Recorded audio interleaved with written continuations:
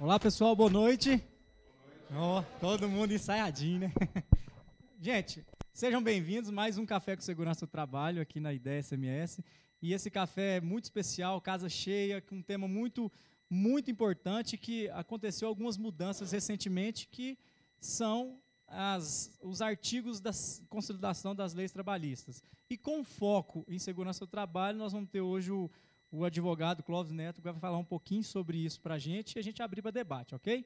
Mas antes, eu gostaria que cada um fizesse uma breve apresentação para a gente saber quem está, onde trabalha, a profissão que tem, se está precisando de trabalho, para a gente já também poder ajudar o colega. Inclusive, nos cafés de segurança já aconteceram networks onde gerou emprego, gerou prestação de serviço, e o propósito do Café com Segurança é esse, a gente conhecer pessoas, discutir assuntos interessantes voltados para a segurança do trabalho e meio ambiente, e também poder ensinar as pessoas. Beleza? Vamos começar aqui com Clóvis, né? Olá, pessoal. Muito boa noite a todos. Meu nome é Clóvis, como já dito pelo Evaristo, eu sou advogado. E hoje nós separamos um tema para vocês sobre os impactos da reforma trabalhista na área do ambiente da segurança do trabalho. Serão alguns comentários, breves comentários, porque a reforma trabalhista trouxe mais de 100 mudanças na CLT. Então, o que foi separado aqui hoje para trazer para vocês foi especificamente 11 temas que terão ligação direta ou indiretamente com a segurança do trabalho, a área que vocês atuam.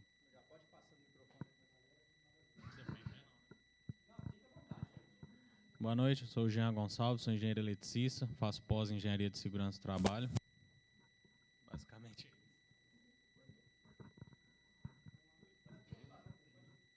É Sérgio, sou engenheiro civil. Vou levantar então. Sérgio, engenheiro civil, engenheiro de segurança. Estou fazendo um MBA em gestão de obras. E estou aí há um ano aí na luta aí por causa de emprego e tudo. E estou atuando também na área de perícia, né? Perícia judicial, perícia cautelar, essa área aí. Boa noite a todos. Meu nome é Cíntia Maxaíla, eu sou técnico de segurança do trabalho e vou começar a cursar engenharia civil agora, semana que vem. Sou pernambucana e estou fora do mercado, mas eu sou formada há 4 anos.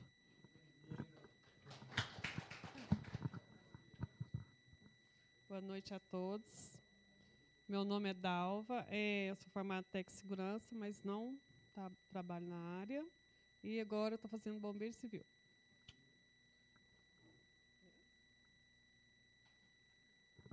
Boa noite, eu sou o Wellington, técnico em segurança e trabalho, graduado em engenharia de produção e pós-graduado em engenharia de segurança e trabalho. Boa noite a todos, meu nome é Wendel Matos Rodrigues, tenho 29 anos, atualmente sou técnico de segurança do trabalho e estou cursando engenharia civil também.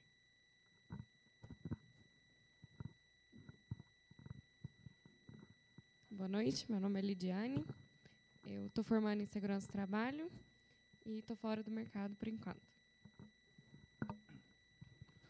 Boa noite, meu nome é Fábio, sou engenheiro de segurança do trabalho e atualmente trabalho com a área pericial. Boa noite, meu nome é Leandro, sou técnico de segurança do trabalho e trabalho na parte de construção civil. Boa noite, meu nome é Valdir, trabalho na área da segurança do trabalho já faz 10 anos e atualmente eu trabalho na Cidade Jardim Empreendimentos, na parte de construção civil. E só lembrando que tem um ano que eu estou lá, graças ao curso de oratória que foi feito aqui na Ideia. Muito agradecido e vamos que vamos. Boa noite, meu nome é Leandro, sou engenheiro civil, estou fazendo especialização na área de avaliação, auditoria e perícia. Eu tenho uma empresa que atua na engenharia diagnóstica, legalização, toda a parte registrária de imóveis, projetos e tudo mais, faz de tudo.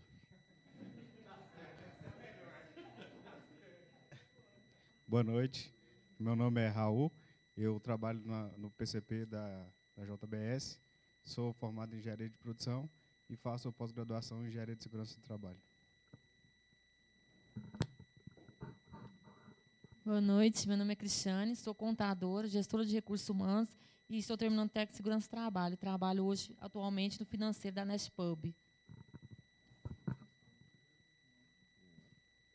Boa noite, pessoal. Meu nome é Hélio, eu sou técnico de segurança do trabalho e trabalho na CIA Construtora. Sou Laís, sou formada em Engenharia Ambiental e Sanitária. Trabalho na Bluend com representação de placas de energia solar.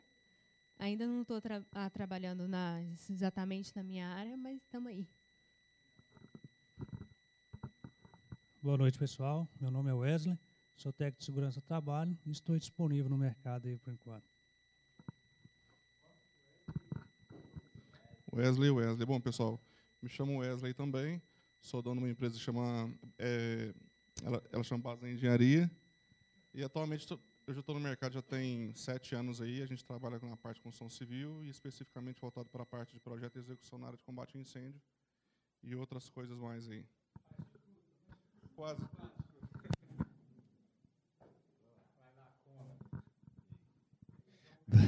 Boa noite.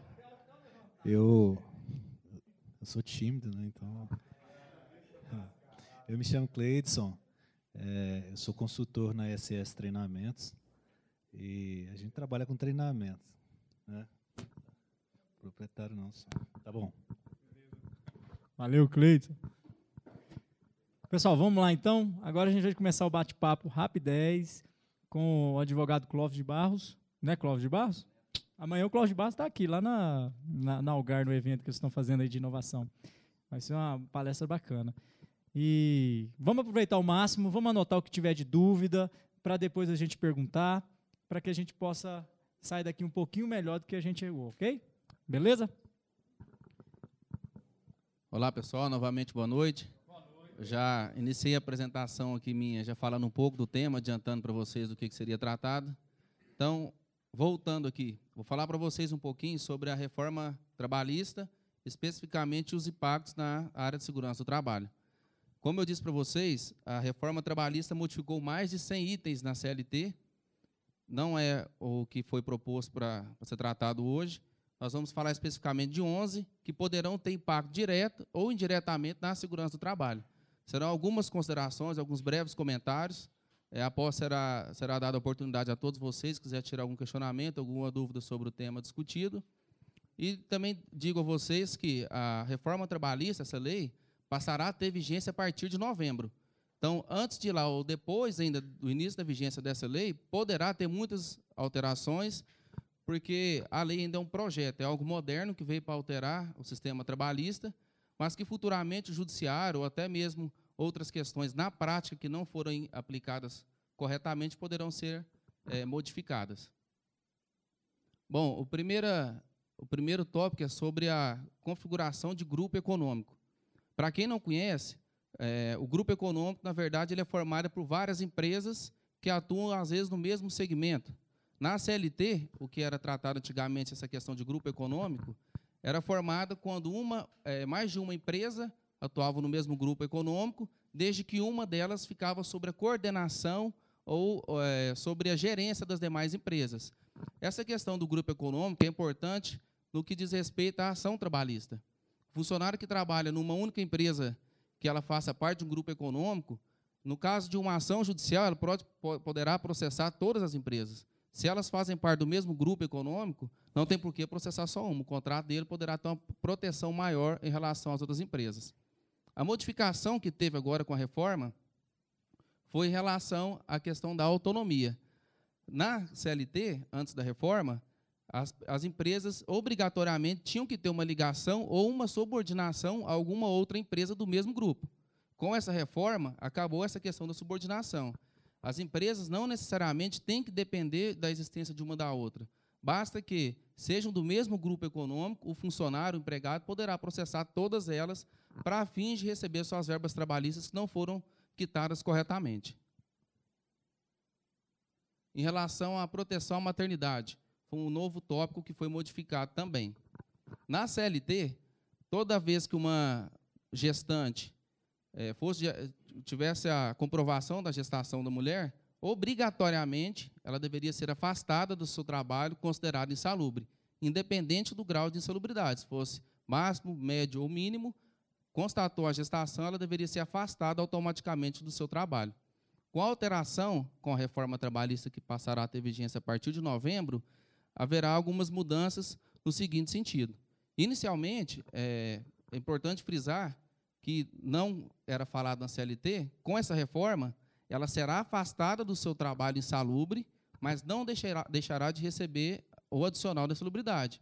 Se ela recebe, por exemplo, grau máximo de 40%, que falava na CLT, se ela for afastada a partir da lei nova, mesmo que ela não atue na função de insalubridade, ela continuará recebendo o adicional mesmo que não esteja na função.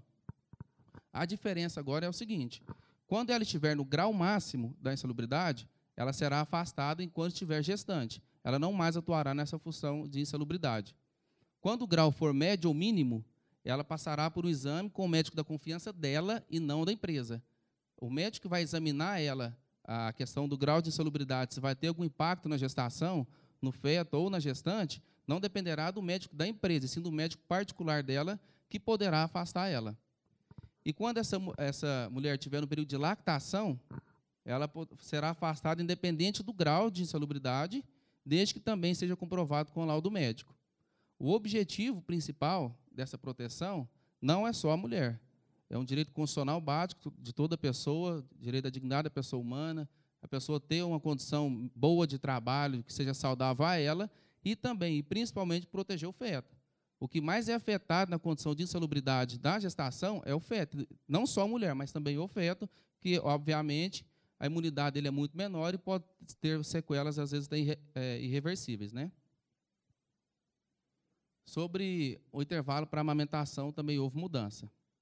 Na CLT, o que vigia na época da CLT, ainda está vigiando, aliás, que não houve, iniciou a vigência da lei nova, a gestante teria, após o nascimento do filho, 2 intervalos durante o período de trabalho até os 6 meses de idade da criança, com 30 minutos de intervalo 30 minutos de cada intervalo, ou seria 1 hora por dia. Essa seria a regra básica para que ela pudesse amamentar a criança.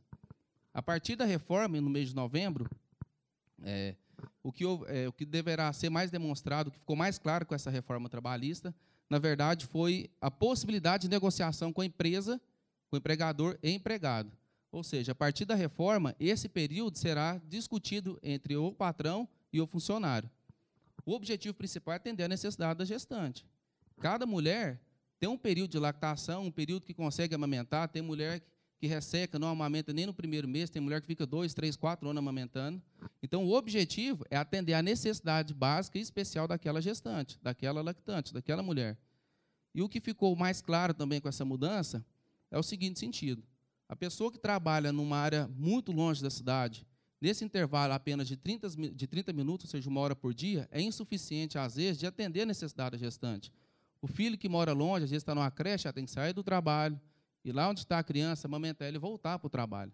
Então, esse período, muitas vezes, é insuficiente para atender o objetivo que foi feita a norma. Com essa alteração da reforma trabalhista, ficou claro o seguinte: além desse período poder ser negociado com o patrão da melhor forma possível, às vezes liberar mais cedo 1 hora, ou unificar esse período durante 6 meses, durante todo o período. Se a mulher ficar 8 meses lactante, amamentando, ela não sai mais cedo dia nenhum, une-se todas as horas, se der 10 dias, 15 dias, 20 dias, ele concede esses 20 dias direto para ela. Então, ficará a cargo do patrão com o funcionário que adequar a melhor situação para cada um, principalmente para ela. Outro tema que era bem discutido anteriormente era a questão de contratação de autônomo. Por que é importante essa discussão? Na CLT, toda vez que um funcionário era contratado, que seja para prestar um serviço rápido, cotidiano para uma empresa, davam poucos dias e processava a empresa, pedia vínculo trabalhista, pedia férias, 13º, o que demais ela achasse que ele tinha de direito. Essa contratação de autônomo vai acabar com isso. Ou seja, a empresa precisa de uma mão de obra especializada por um período curto, período de tempo. Um eletricista, um segurança do trabalho, qualquer coisa. Esse contrato, como vai ser de prestação de mão de obra de autônomo, ele não terá vínculo nenhum trabalhista. Obviamente, o patrão, o contratante, deverá atender a questão do contrato, a forma que vai ser feito o contrato. para justamente se precaver de uma possível ação judicial. Anteriormente, na CLT, hoje tem alguns requisitos que configuram o vínculo trabalhista. Seria subordinação, onerosidade, a questão da hierarquia do patrão. Isso tudo gera o vínculo trabalhista. Nessa contratação de autônomo, a partir do momento que o cara passasse a trabalhar para ele, seja 15, 20, 30, 40 dias, ele processava ele, pedia vínculo para ganhar as verbas. Atualmente, a partir do momento que passar a vigiar essa lei, a partir de novembro, independente de se configurar todas as características de um contrato de trabalho ou não, se o contrato for feito de forma para prestação de serviço de autônomo, não terá vínculo nenhum trabalhista. É uma proteção maior para as empresas, porque tinha muita ação judicial nesse sentido. Eu coloquei em negrito aqui, não sei se dá para ver, ficou com ou sem exclusividade. Está havendo uma discussão aí que talvez poderá ter algum tipo de mudança após a norma começar a ter vigência, justamente pela forma que está escrito o texto, com ou sem exclusividade, porque a exclusividade limita a atuação do profissional. Então, essa questão da exclusividade poderá ser discutida futuramente numa ação judicial e o Poder Judiciário deverá determinar qual será a extensão dessa com ou sem exclusividade. Então, ainda assim, poderá ter mudanças no futuro. Sobre empregados sem registro. Pessoal, infelizmente, é um tema que tem que ser tratado em lei, porque atualmente, na prática, a gente sabe que tem muita gente que trabalha na informalidade por força ou de obrigação de patrão.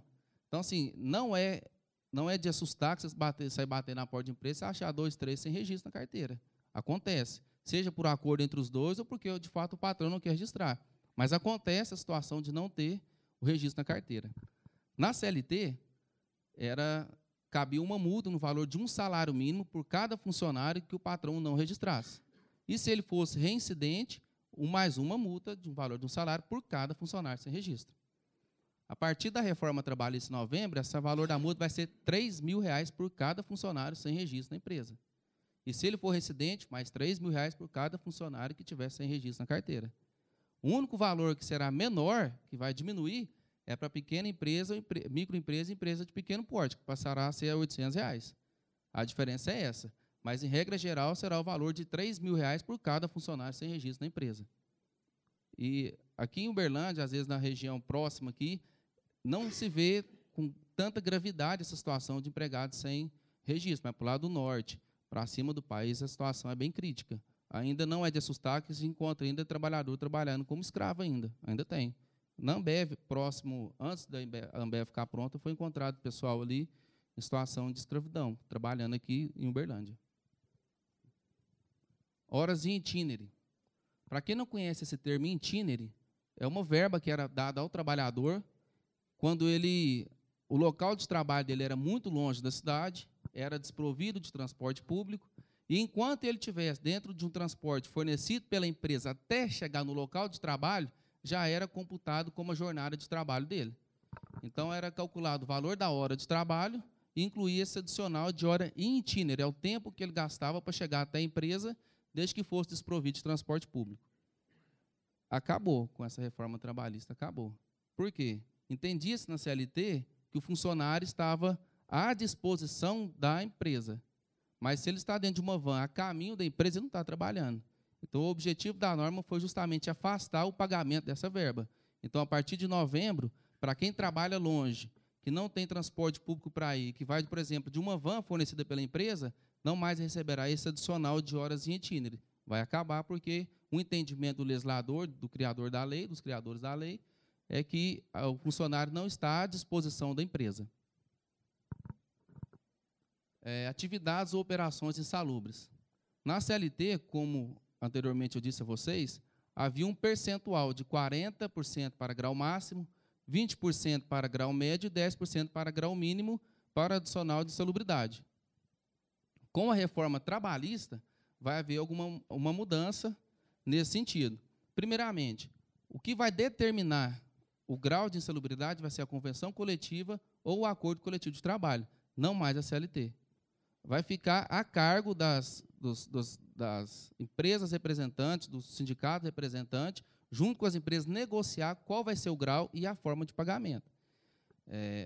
Poderá ainda não ser 40, nem 20, nem 10. Se o sindicato, representante da categoria, negociar com a empresa, por exemplo, 50%, vai ser 50%. Se for 5% o mínimo, vai ser 5%. Então, vai depender do acordo que foi feito na convenção e no acordo coletivo para fins de pagamento de adicional de salubridade. Então, essa regra aqui, essa regra básica, vai acabar. Não mais será necessariamente, obrigatoriamente, seguir esses 3 percentuais aqui. Poderá ser mais ou menos de acordo com a convenção ou o acordo coletivo. O teletrabalho. O objetivo principal também, pessoal, dessa reforma foi atentar à modernização da questão do trabalho profissional. A gente sabe que hoje em dia tem um home office, a pessoa que trabalha dentro de casa, ela não precisa ir mais na empresa trabalhar. Só que não vinha na CLT especificamente sobre esse trabalho. Então, veio agora a inclusão do artigo 75E, 75A, B, C, D e E. Foram 5 artigos, especificamente, que vão tratar sobre o teletrabalho, ou seja, quem trabalha à distância, quem trabalhar em casa. Eu trouxe só o 75E, porque é o que fala em relação à segurança do trabalho. Tá? A diferença básica que vai ter nessa questão do teletrabalho com outras funções é que, de maneira expressa e ostensiva, o patrão fará o funcionário assinar um termo de responsabilidade que ele se responsabilizará por qualquer acidente de trabalho em decorrência de má postura ou por não atender às normas de segurança do trabalho. Veja, o cidadão estará na casa dele trabalhando. Não tem como o patrão colocar uma câmera na casa dele, fiscalizar ele 24 horas por dia, se ele vai sentar correto, se ele vai abaixar, se ele vai pôr o suporte das pernas dele para levantar. Então, ele vai assinar um termo para ele assumir toda a responsabilidade e eximir a empresa de qualquer eventual acidente de trabalho ou problema de saúde em decorrência da função que ele exerce. Haverá, logicamente, um controle da empresa, controle remoto, se ele está trabalhando ou não, mas em relação à segurança do trabalho, vai ter esse termo, quando da contratação, que o empregado se responsabilizará única e exclusivamente por qualquer acidente ligado à questão de trabalho.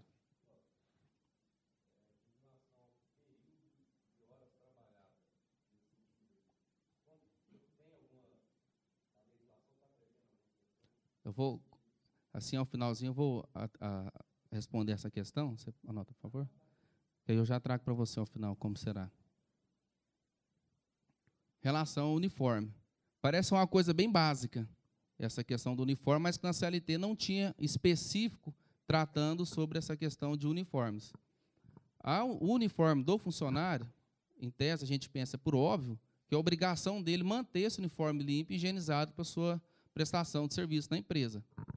Mas no que diz respeito à segurança do trabalho, dependendo da função, essa obrigatoriedade e responsabilidade não será do empregado, e sim do patrão.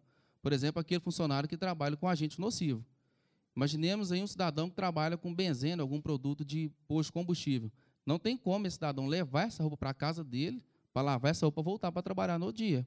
Ou alguém que trabalha com algum produto biológico, alguma coisa de saúde. Então, nesses casos específicos que terá agentes nocivos para a saúde de qualquer pessoa, inclusive do trabalhador, a responsabilidade por limpeza e manutenção desse uniforme será da empresa e não do funcionário.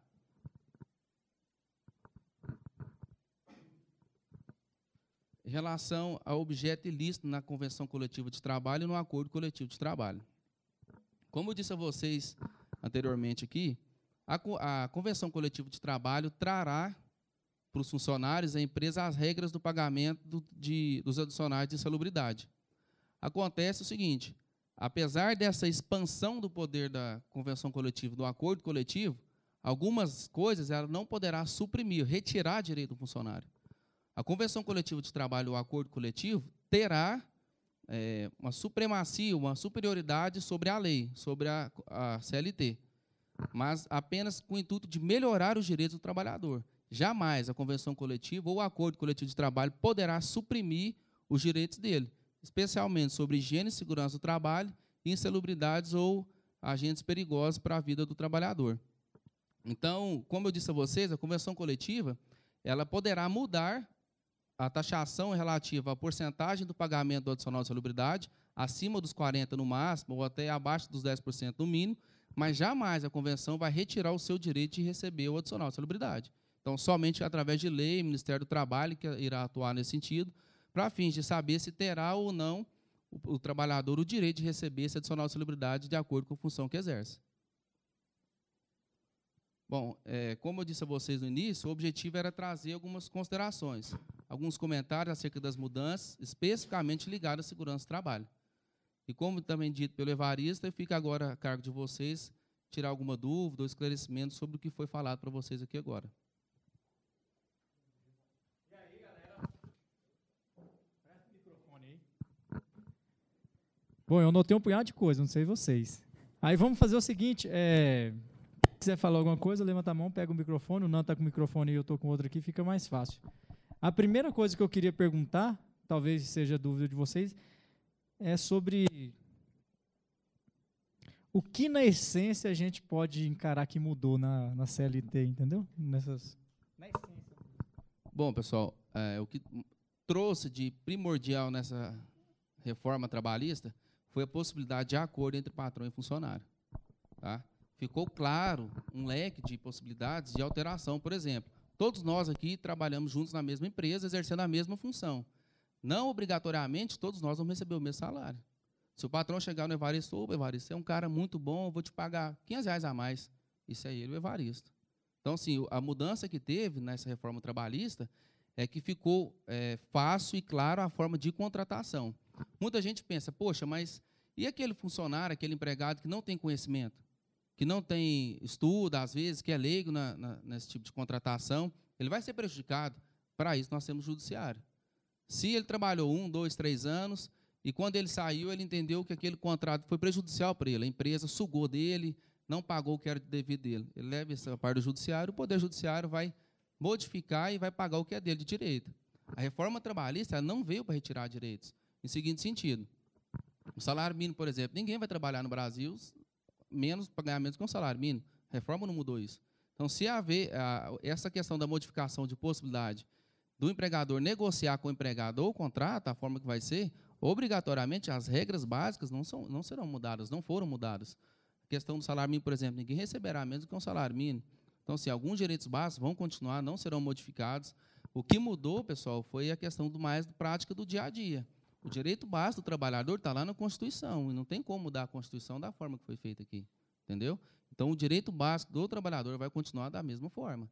O que aumentou, às vezes, suprimiu algumas coisas, como essa hora em itinerário, tem gente, empregado não acha bom, a empresa achou muito bom. Então, assim, teve peso para um lado e para o outro também. Né? Então, mas o que ficou claro nessa mudança foi dessa alteração, dessa reforma, foi a possibilidade de negociação. O que ficou mais claro foi isso, a grande possibilidade de negociação entre patrão e funcionário. Eu vou passar para o Caboclo aqui, mas sobre a questão da insalubridade, também será que vai funcionar desse jeito? Você ter um recebendo 10 e o outro recebendo 15 na mesma função?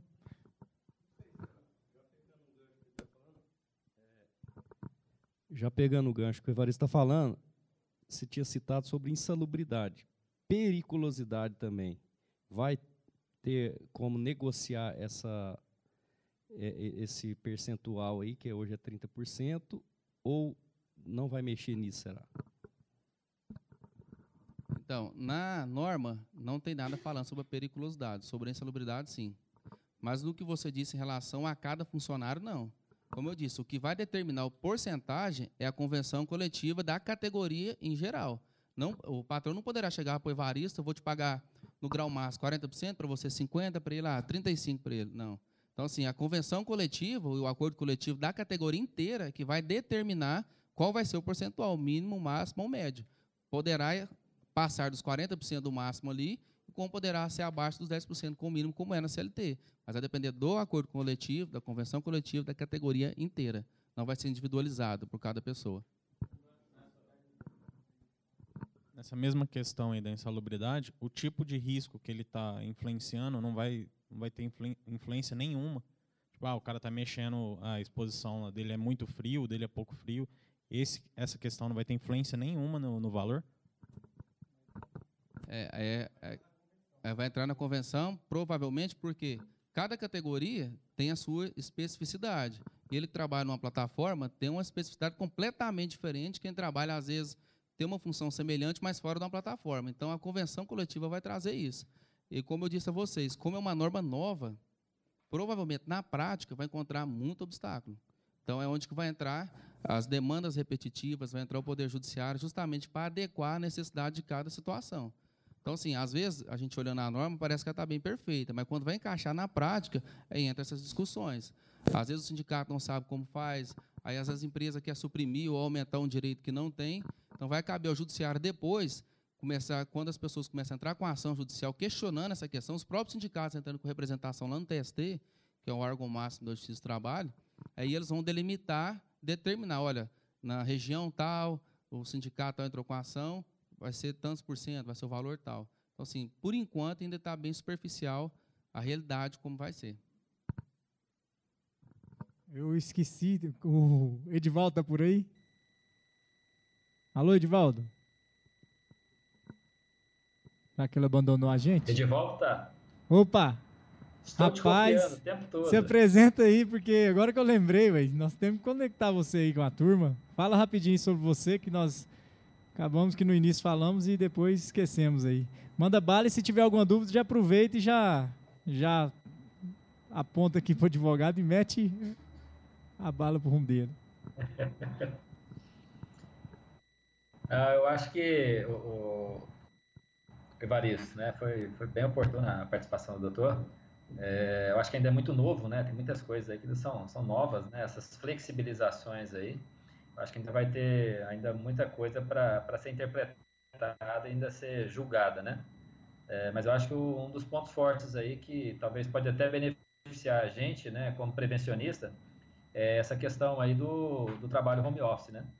É claro que a empresa também vai ter uma condição de se eximir de responsabilidades, né?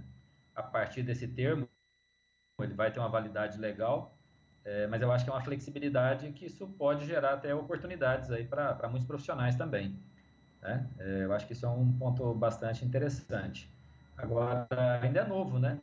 Mas eu acho que o Brasil está no caminho certo. Eu acho que tem que crescer, sim, tem que se desenvolver. Eu, particularmente, eu acho que a gente ainda tem, apesar de ser trabalhador, ser profissional e trabalha sob regime CLT, mas eu acho que o sistema do Brasil ainda ele é muito paternalista, né? A gente tem muitas coisas que favorecem o empregado, às vezes por alguns cenários aí que talvez não era cabível, né? Então criou-se uma acomodação da legislação. Eu acho que estava na hora realmente da mudança, né? E o Brasil está precisando mudar, né?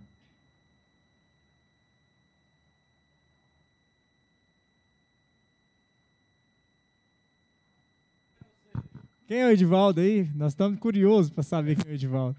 Quem é o Edivaldo? O Edivaldo é engenheiro de segurança há 3 anos aí no mercado, na área de saúde, segurança e meio ambiente aí desde 95, né? A minha base inicial aí, eu sou técnico de segurança, sou engenheiro ambiental com pós em segurança, concluindo uma outra pós agora no final do ano aí de sistema de gestão integrado e iniciando um curso de higienista ocupacional. E também sou perito judicial da 2ª Vara do Trabalho de Araguari. Você falou que a empresa não vai pagar durante o transporte, né, do funcionário. A empresa vai se responsabilizar quando houver algum tipo de acidente? Nesse caso, vai continuar tendo nessa nova legislação? Porque deu para entender, pelo que você falou um pouco, que a empresa não vai pagar, então ela não tem mais responsabilidade sobre o transporte. Então, se houver algum acidente com a empresa, porque é um transporte vinculado à empresa. Então, se tiver algum acidente nesse momento, a responsabilidade tem que ser da empresa, não do funcionário. Então, esse é um tema que eu estava conversando com o Evaristo, que é bem complicado. Porque nós já tivemos decisões favoráveis e desfavoráveis, sim, nesse sentido.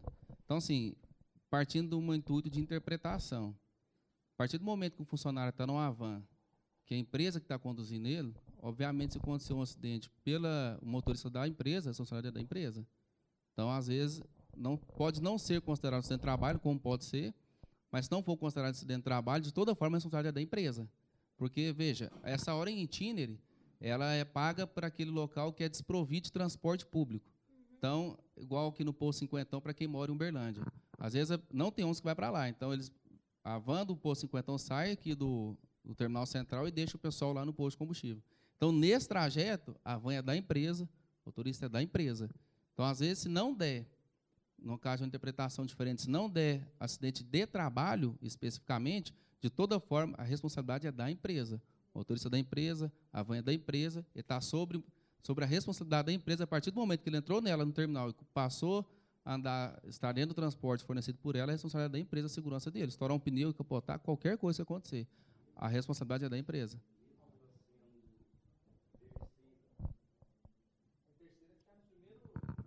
Aí a terceira entra a questão da responsabilidade solidária, né?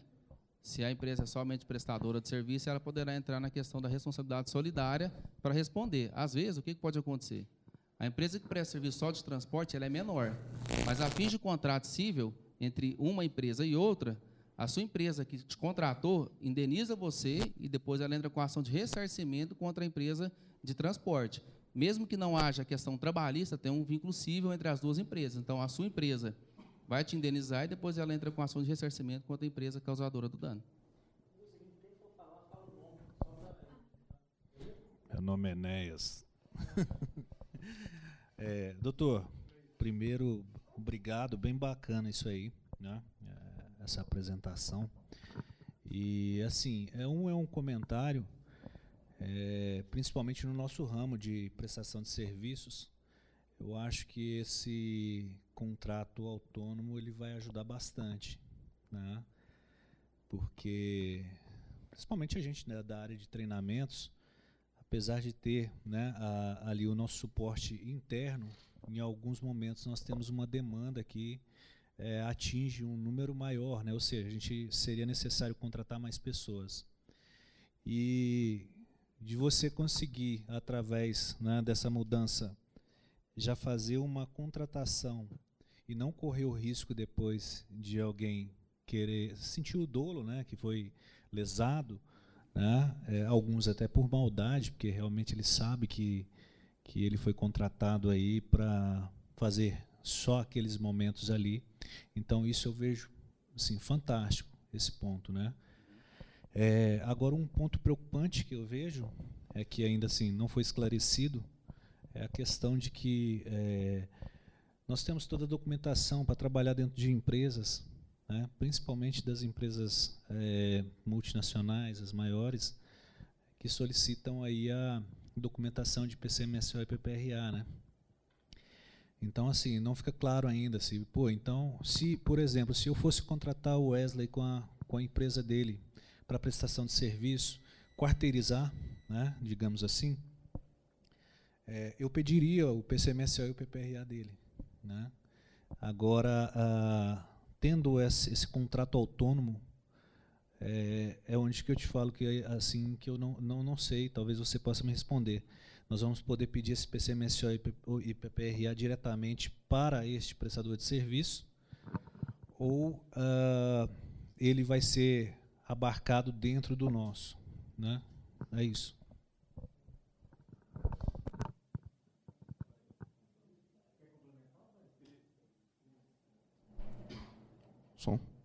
Wesley, eu queria, no caso aqui, complementar a pergunta do Cleidson.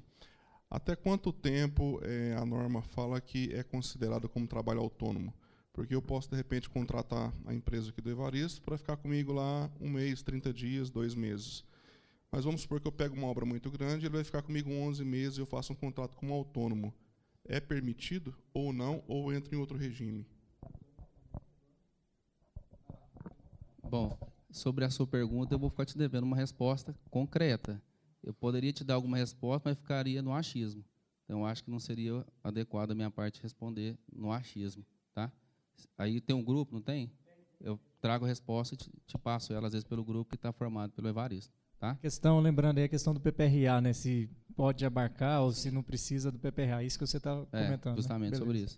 Agora, em relação ao contrato de autônomo, não tem período, não. A lei não fala de nenhum período. O que vai determinar justamente é a forma do contrato, é o que vai te assegurar, né? Como autônomo, justamente, a forma que vai ser a prestação de serviço.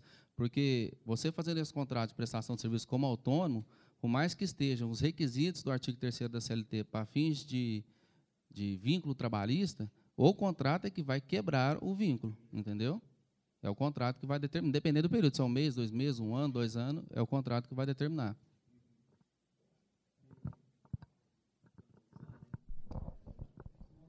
Doutor, eu me baseei para essa pergunta, porque hoje, por exemplo, principalmente o pessoal da construção civil, né?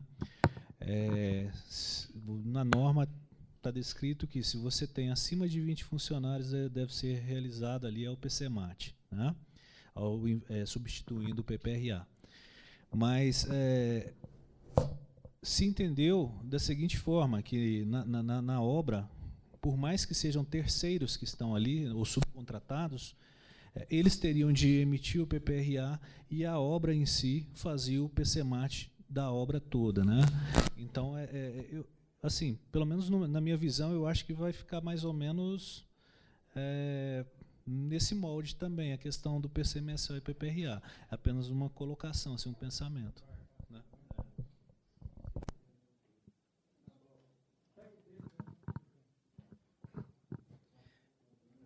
Só fiquei com dúvida em relação àquele primeiro item que você tinha falado, sobre o grupo de empresas, né? Grupo econômico, tudo. Só para você dar uma pincelada novamente. Né? Pessoal, a questão da formação do grupo econômico, na verdade, ele era utilizado e é utilizado muito por advogados quando a propositura de uma ação. Uma empresa é formada por um grupo econômico no seguinte sentido. Às vezes existe uma empresa maior e, através delas, são criadas outras empresas ligadas ao ramo de atuação. Uma fábrica, por exemplo, de fabricação de macarrão.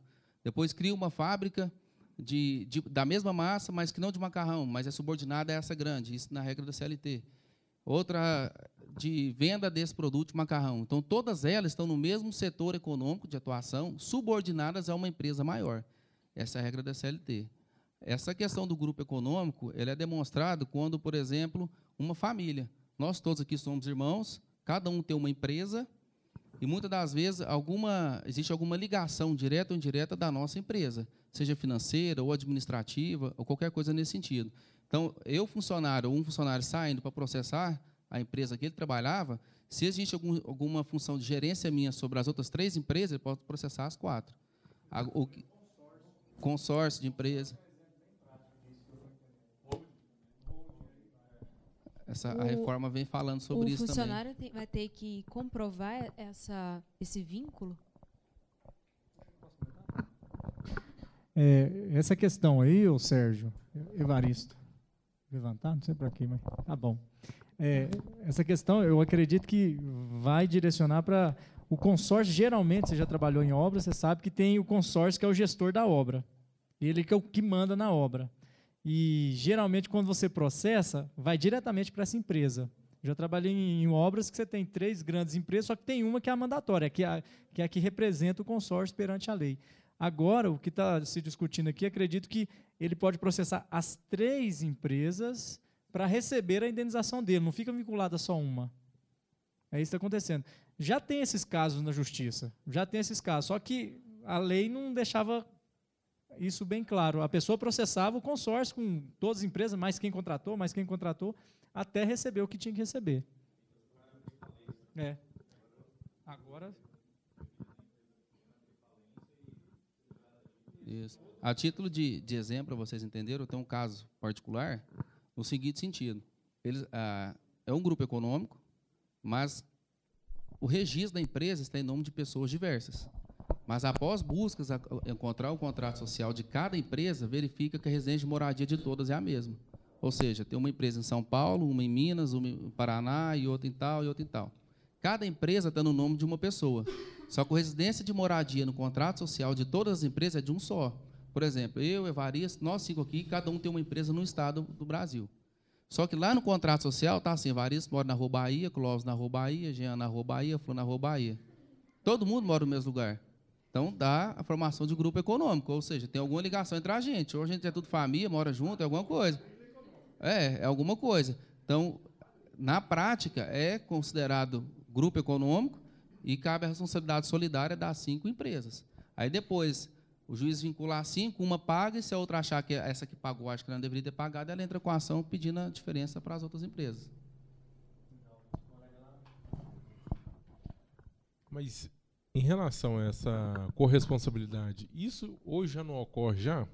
Porque hoje, eu falo que eu trabalho com construção civil, eu vejo muito isso. Um funcionário terceiro, um prestador de serviço, fechou a empresa, o funcionário leva a empresa que trabalhava e a minha, que era já a dona do empreendimento. Isso hoje já acontece, ou não? Já acontece. A diferença é que, na reforma, as empresas não precisam ter ligação uma com a outra, elas podem ser autônomas, entendeu? Na CLT, tem que ter algum vínculo de gerência. Eu, por exemplo, são 6 empresas em que eu gerencio a parte administrativa, ou tenho algum poder decisório sobre a empresa X ou sobre a empresa Y. Tem que ter algum tipo de vínculo na CLT. Com a reforma, não tem que ter vínculo nenhum. Entendeu? Só comprovou que trabalham junto. Pode ser autônomo. Eu não preciso gerenciar nenhuma empresa para comprovar que nós temos algum vínculo, alguma responsabilidade solidária. A diferença é só essa. Basicamente, o que mudou foi a questão da autonomia. As empresas podem ser autônomas, não depender de gerência nenhuma da minha pessoa ou de qualquer outra empresa, mas desde que, às vezes, atuem no mesmo segmento, entendeu? Então, às vezes, tem que demonstrar só um liame para ver que realmente elas estão no mesmo grupo econômico. Por exemplo, foi essa questão do endereço que eu citei. Cada uma atuava no setor, faziam parte de um grupo econômico, questão financeira, mas não tinha nada que ligava as empresas, nem administrativo, nem nome de dono, nem nada, só o endereço de moradia. Então, não precisa ter ligação de administração financeira, nada delas. Podem ser empresas autônomas, desde que explorem o mesmo grupo econômico, o mesmo segmento de atuação. Vai. Outra coisa que você falou aí em relação a... vai processar lá 5 empresas, mas como que vai levar... As 5 são corresponsáveis, mas uma vai determinar aquele pagamento ou vai ter que dividir aquele pagamento? É o juiz. Na verdade, ele vai mandar... Quando sai a sentença, o juiz, entendendo que o empregado ganhou uma ação, o juiz vai dar tantos dias para a empresa pagar. Uma paga primeiro. Ou se tem uma pagar, executar 5. Então, assim, vai pensar a questão do benefício futuro. Nós cinco aqui somos vinculados a uma ação trabalhista. Nós ficamos inertes, ninguém paga. O advogado ele vai e pede execução. A primeira coisa, o juiz vai bloquear a conta bancária das 5 empresas. Sem júdio. Se a ação for de R$30 mil, ele vai bloquear as 5 contas das 5 empresas para pegar os 30 mil. Então, assim, o ideal a se fazer, se tem a execução trabalhista, a empresa tem suporte financeiro, vai lá, paga logo, e depois tenta cobrar das outras empresas de alguma forma, se ela acha que vai ter algum tipo de prejuízo.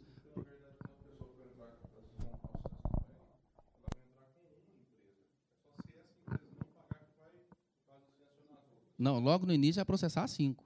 As 5 terão que ter advogado, apresentar defesa para comprovar que ela não faz parte, ou se faz parte ou não. Elas serão as 5 arroladas no processo. É o juiz, no final, que vai decidir se tem ligação ou não.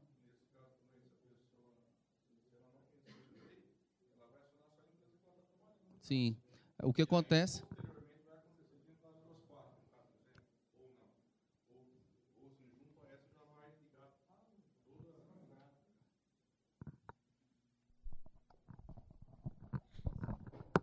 É o seguinte, Saindo? Bom, é o seguinte, por exemplo, se eu estou numa empresa hoje e de repente eu saio dessa empresa e vou lá e te processo. Só que, na verdade, eu não conheço todo o processo, ou seja, eu não sei quais são as empresas que estão por trás da minha empresa que eu trabalho. Nesse caso, como fica? O juiz vai, assim de repente, chamar as pessoas, ou no caso, as empresas que estão ligadas, ou no caso o advogado vai de repente acionar as empresas que estão junto dela, né? Na verdade é o advogado que vai procurar saber isso para assegurar o recebimento da ação por parte do cliente dele. Mas pode acontecer, eu acho que ficou um pouquinho nessa sua pergunta também, se após a sentença, vamos supor, você processou só a empresa que você trabalhou e após a sentença você encontrar mais. Pode acontecer também. O juiz já sentenciou, a empresa não pagou e começou a execução, que é o recebimento forçado. E durante a execução, você encontra, pode ter mais 2, 3 empresas que fazem parte do grupo econômico. Na execução, inclui essas empresas, aí o juiz cita elas e dá um prazo para elas demonstrarem, juntar documento ou embargar, informando se é ou não parte do grupo econômico. Já na execução, não precisa necessariamente ser no início do processo, não.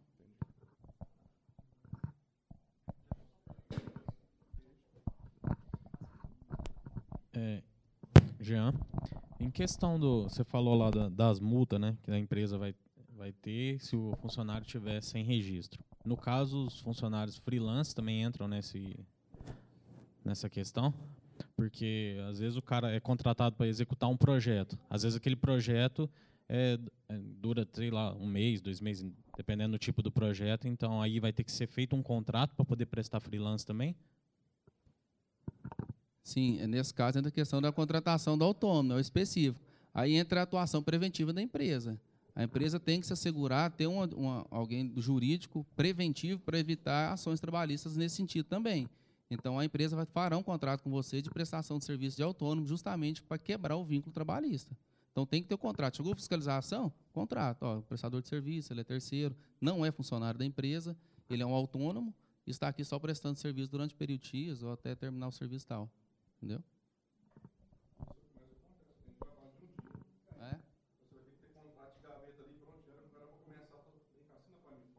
O ideal é esse, já ter o contrato.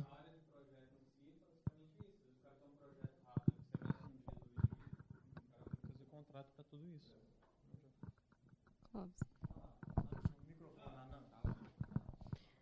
Voltando para a parte que a gente estava falando sobre grupos de empresa. Por exemplo, isso vale só para empresas menores que têm uma empresa maior subordinada a ela? Ou valeria, por exemplo, para um funcionário que trabalha numa empresa do Grupo Algar? Vale também. Vale também? Vale também, dependendo do tamanho da empresa. O tamanho da empresa, que ela é subordinada ou não, porque agora não vai ter essa questão de subordinação, pode ser autônomo. Mas o tamanho da empresa não afasta a responsabilidade dela, não. Pode ser grande, pequena, multinacional ou só nacional, não importa a questão do tamanho, não. Se haver necessidade, comprovado, vai ter sim a questão do grupo econômico. Na verdade, em relação ao Algar, tem.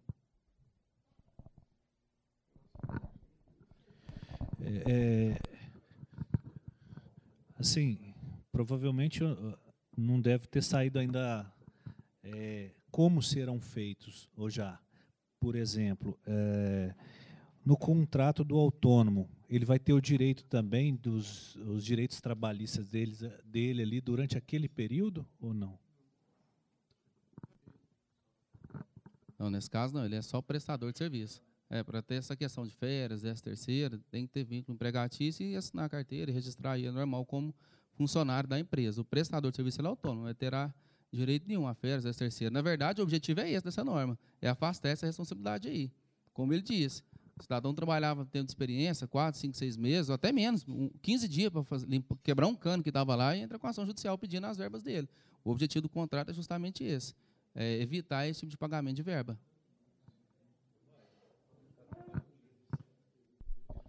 Wendel, eu sou uma construtora. Eu terceirizo e contrato uma outra empresa. Nesse caso, essa pequena empresa, mesmo eu evidenciando que eu paguei todos os serviços prestados e ele não fazer o repasse ao funcionário, da mesma forma, essa empresa que pagou todas as verbas, ela novamente vai ter que pagar ao funcionário ou é feito um repasse para a pessoa física, entendeu? Desse microempreendedor, por exemplo. Eu não consigo entender. Eu sou uma construtora, certo. Eu te contrato para prestar serviço para mim. Sim. Contrato, prestador de serviço, empresa. Sou outra empresa. Você não paga os seus funcionários. Certo. Mas só que eu tenho evidência que eu te paguei todas as verbas. Automaticamente, eu vou ter que me responsabilizar novamente pelo pagamento ou esse processo ele será passado para a pessoa física? Vai, mas o que tem acontecido na prática hoje, que a gente vê, as empresas maiores fazem uma retenção da porcentagem do serviço prestado, né, justamente para garantir isso aí, é o calção. Mas, de toda forma, você me pagando e eu não pagando meu funcionário, você terá responsabilidade também. Novamente. Aí você entrará comigo, aí vai depender do nosso contrato. O principal é atentar ao nosso contrato. E você, posteriormente, após quitadas as verbas, mesmo com aquela retenção, aquela calção que você faz, se exceder aquele valor, você me processa numa ação cível, pedindo a restituição do valor com juro, correção monetária, despesa de honorário advocatício, tudo aquilo que você teve lá no processo trabalhista, porque quando você for acionado na ação trabalhista, você vai ter que ir com o advogado, você vai gastar com o advogado, despesa do processo, honorário, isso tudo mais. Lá na cível, quando você vier me cobrar esses valores, você cobra tudo. Honorário do advogado, correção, juro, tudo isso é cobrado. Não afasta a responsabilidade, não. Só um comentário do colega aqui. sobre a questão de uniforme, né? É um tema. Ele me perguntou, vou comentar porque isso aí é um conhecimento que eu tenho. Um exemplo, o eletricista que tem aquele uniforme classe 2, que não é qualquer um que lava, não é de qualquer jeito que lava, e aí a gente fica responsável por higienização desse uniforme. Dependendo da situação, você perde a característica de proteção do uniforme. E aí você consegue provar que a empresa não deu todas as condições para que você tenha segurança na hora de um choque elétrico ou na hora de uma explosão ou de um arco voltaico em você. Isso é muito delicado, essa questão de uniforme, quando em áreas específicas. Certo? Não estou falando de eletricista de 220 volts, eu estou falando um cara de transmissão, um cara de distribuição que está lá dentro da subestação e assim por diante. Ok? Então tem que tomar muito cuidado nesse quesito aí. O Wellington está querendo comentar alguma coisa? Eu acho que sim. Na verdade, o Edivaldo ele colocou muito bem aí essa questão de novas possibilidades, né, de trabalho, enfim.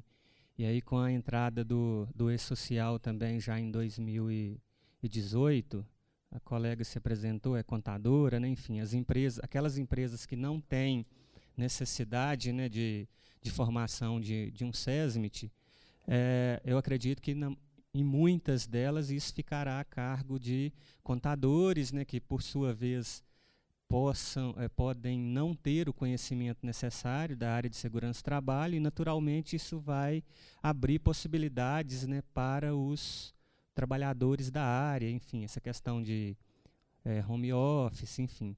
Mas o que eu queria saber, né, enfim, qual que é a sua opinião no que diz respeito à questão de insalubridade, já que será acordado, né, através de convenção coletiva, os sindicatos acho que terão que ter uma atuação bem precisa nisso aí. É óbvio, né, que não vai extrapolar os 40%, que é o teto hoje. Você acredita que dessa forma as demandas trabalhistas elas diminuirão? No caso dos peritos, né, nós temos aqui na sala alguns. Diminuirá a demanda para a perícia trabalhista em função disso? Você acha que interfere alguma coisa? Bom, é uma pergunta pertinente. Eu não trouxe no tema aqui na apresentação, porque não fala específico sobre a segurança do trabalho. Mas, de uma forma, mesmo que indireta, está ligada a isso. As demandas irão diminuir, sim, mas também por outros motivos. Atualmente, como disse o Edivaldo, aí, a Justiça do Trabalho, na visão dele também, ela é bem paternalista. Por quê? O cidadão entra com a ação judicial hoje, mesmo sem advogado, ele pode fazer uma reclamação verbal na Justiça do Trabalho, e mesmo como advogado, ele entrar e pedir justiça gratuita. Até 2 salários mínimos, 3 salários mínimos, ele ganha justiça gratuita, ou seja, não paga a despesa do processo, e, obviamente, também ele não pagará as custas do perito. Quem pagará é a Justiça do Trabalho ao final do processo dos trabalhos, se ele estiver sob o par de justiça gratuita. Ou, dependendo da situação, o juiz manda a empresa pagar a despesa do perito. Só que essa mudança da reforma vai acabar essa questão da justiça gratuita. Vai ter despesa para o empregador e para o advogado que entrar com a ação também. Porque tem muita ação aventureira, não só na Justiça do Trabalho. Então ele pensava, vou dar um chute aqui, bater um João ou Maria, que alguma coisa eu estou dentro, estou valendo. Mas vai acabar. Por quê? Essa questão dos honorários que são gastos na Justiça do Trabalho, do perito, despesa do processo e do honorário do advogado que perder ou ganhar a ação, vai valer para as duas partes. Ou seja, o funcionário que entrar com a ação, se ele perder o processo, ele vai pagar a despesa do processo dele. Nós já temos hoje uma modernização, uma atualização, numa situação que foi comentada nacionalmente, em que foi ingressado com a ação no valor de R$50 mil. E durante o processo, o juiz constatou que era uma má-fé, e ele mandou pagar uma indenização por litigância de má-fé de 10% do valor da ação para o empregado e 15% para o advogado. Ou seja, 5 mil para um e 15 para outro. Então, o objetivo, na verdade, com essa reforma também, veio essa questão dos honorários periciais. Não vai diminuir, mas o trabalho que vai ter, provavelmente, vai ser aquele que tenha certeza que há necessidade de atuação do perito. Porque vai acabar. Acontece muito hoje, infelizmente, o advogado entra e pede perícia psicológica do pé, do dedo, da unha, e vai pedindo questão de perícia, para tentar ganhar alguma coisa. Ele joga lá em cima, faz 10 pedidos, ganhou 2, está valendo. Vai ter despesa para ambas as partes, tanto para o advogado que é constatado a má-fé e principalmente para o funcionário. Então, com essa reforma, quando o funcionário o empregado vier procurar um advogado, a primeira coisa, ó, tem prova se de fato realmente aconteceu isso, e vai apresentar. Ó, o risco é esse. Se não comprovar, se não trazer testemunho ou as provas do que você está me alegando, a despesa é X do processo. Você vai encarar a ação judicial? Então, assim, vai ser um baque, porque o empregado, igual o pessoal disse, qualquer coisinha, né? Eu vou processar, não quero nem saber. Mas agora, com essa questão da despesa, poderá diminuir com certeza. Clóvis, meu nome é Fábio, eu trabalho com a parte de perícias. Teve uma situação, aconteceu há uns 10 dias atrás, que na audiência a juíza falou sobre o ônus da sucumbência, né, no caso das partes. E a perícia era periculosidade, e o advogado tinha pedido periculosidade e insalubridade. E era para uma função, uma atividade no qual era uma caixa, né? Trabalhava com um supermercado. E na própria na audiência, né, a juíza já conversando ali com as partes, já questionou a questão, né, dos honorários que iriam ser cobrados no caso da periculosidade que o advogado estava pedindo. Então, no momento mesmo, aí já conversando com as partes, eles já desistiram, né, dessa perícia na parte da periculosidade. Aí foi feito só a parte da insalubridade. Com relação a essa reforma, o que a gente está vendo com relação às perícias é que os advogados hoje estão trabalhando de uma outra forma, em parceria com a parte da segurança do trabalho, na petição inicial. Ou seja, na petição inicial, eu vou escutar as partes, né, para depois iniciar com a ação, uma ação mais objetiva e mais direta no que tange a questão da insalubridade, né? Então, assim, vai ter mercado para isso. Vai diminuir? Vai diminuir. Eu concordo, vai diminuir um pouco, mas vai ter mais ações mais objetivas. Eu acho que vai facilitar até por conta da ONU a questão de quantidade que tem hoje, né? Você vê que tem perícias ali que a audiência está marcando para 2019, né? Então, houve uma sobrecarga também na justiça, né? Então, com relação agora a esses ônus que vão ser cobrados, né, dos honorários periciais, vão fazer que os advogados trabalhem em conjunto com a segurança do trabalho, onde vai precisar de várias pessoas, né, de mão de obra especializada para estar atendendo essa demanda. Vai querer fazer outro tema ou vamos finalizar nesse?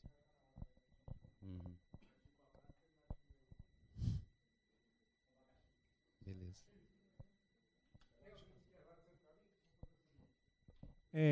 Mais uma perguntinha e a gente encerra, pode ser? E já deu o nosso tempo, tem gente que tem compromisso. O Edivaldo quer fazer uma pergunta? Alô, Edivaldo? Tranquilo? Tá tranquilo? Tá acompanhando aí? Tranquilo. Tô acompanhando. Muito obrigado. Beleza, tá então. tudo certo. Vamos fazer o seguinte, nós temos aqui o Wendel, vai fazer uma pergunta, e o Cleidson encerra aqui, pode ser? Combinado, gente? Aí depois a gente alivia aí, que o nosso advogado aqui já está até tenso aí, questão de pergunta. Pensei que eram só as duas, mas vieram bastante. Manda ver, Wendel. Bem, doutor, eu vivenciei uma situação nos últimos dias agora, que foi solicitado um treinamento de capacitação para 3 engenheiros que representam um grande empresário do ramo de construção aqui em Uberlândia. E nesse caso, após os treinamentos que foram NR 5, 12, 18 e 35, eles conseguiram entender, basicamente, tamanha importância de um técnico dentro de uma empresa. E nesse caso, após eu compartilhar os parâmetros básicos que a gente precisa seguir, né, que as normas regem, eles tomaram um susto. E nesse caso, após a apresentação, eu fiz uma avaliação se a empresa teria ou não o interesse em fechar um contrato de prestação de serviço, e de imediato, não, né? E o que foi compartilhado por eles, que o advogado da empresa passou bastante segurança pro presidente da empresa, que é um dos caras mais ricos aí de Uberlândia, que seria mais interessante para ele pagar uma multa, pagar uma indenização por morte ou acidente, e por aí vai. Na sua opinião, houve alguma evolução nesse caso, né? A justiça em si está apertando mais para os advogados em relação ao cumprimento de normas. Por quê? Porque o que ele me transmitiu que para o advogado, ele não estava preocupado em cumprir as normas e procedimentos. Ele estava preocupado apenas em fazer a parte jurídica dele, entendeu? E a segurança que ele passou pro presidente da empresa, ela foi uma segurança que não existe, né? Independentemente de sim ou de não, na hora que ele chegar na frente do capa preta, ele vai ter que pagar. Bom, não sei se eu entendi, a opinião dele foi que ele prefere pagar uma multa, uma indenizatória, do que uma prevenção. Perfeito, perfeito. Bom, acho que nesse caso entra também questão de ética e moral, né? Não é só nem questão de lei. O profissional, independente da área que seja, ele tem uma ética a seguir, uma moral também. Então, para mim, é até difícil avaliar o trabalho da pessoa, mas entra numa questão de ética e vai até além. Administrativamente, em relação à própria Ordem dos Advogados do Brasil, essa atuação é antiética e, inclusive, uma infração também nesse sentido, né? Wendel, eu já vivenciei uma situação dessa, aí o juiz mandou travar tudo. Quando percebeu que estava acontecendo isso, que não estava nem aí para multa e tudo mais, mandou travar tudo, aí sim resolveram a situação. Só que foi voltado para o meio ambiente. Era mais fácil bancar a multa do que pagar os danos ao meio ambiente. E aí acaba que aconteceu nesse sentido. Aí o juiz, percebendo isso, é claro, com a denúncia, ele mandou travar tudo, embargou a obra e sem conversa, independente de valor de multa. Ok? Vamos lá, agora já fechou? Então tá. Gente, primeiramente, palmas aí pro colega Clóvis. Obrigadão, meu camarada. Valeu. Olha, obrigado pela paciência e pela audiência aí, que a galera participou. Tem uns que ficaram mais ouvindo, outros que falaram com o colega do lado, mas isso faz parte do processo. E eu acredito que sairão vocês daqui bem mais munidos aí de informação do que quando chegaram. Pelo menos eu, em relação...